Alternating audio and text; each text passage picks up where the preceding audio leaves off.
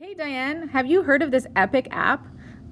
There's lots of great apps in the catalog, Amanda. Which app are you talking about?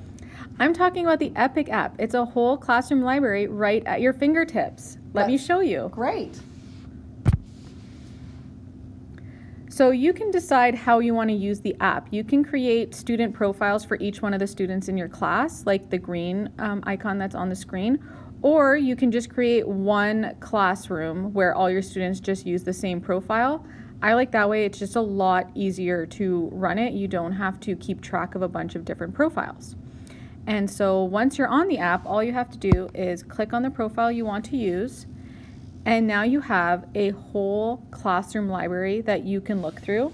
There are fiction books, nonfiction books, science books, anything that you want, it's there for you.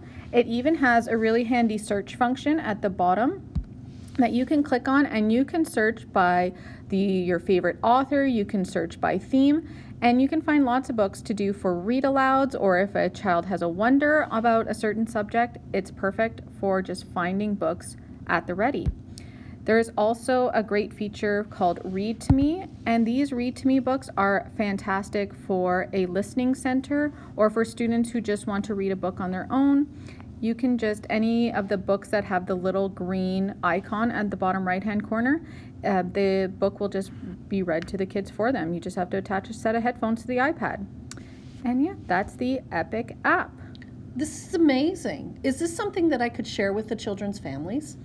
No, unfortunately, it's a free app for educators and you can use it during the day at school, but it's not a replacement for anything to be done at home unless the parents want to pay for a subscription. So it's a great classroom app, just not one I would share with parents. Great. Thanks so much.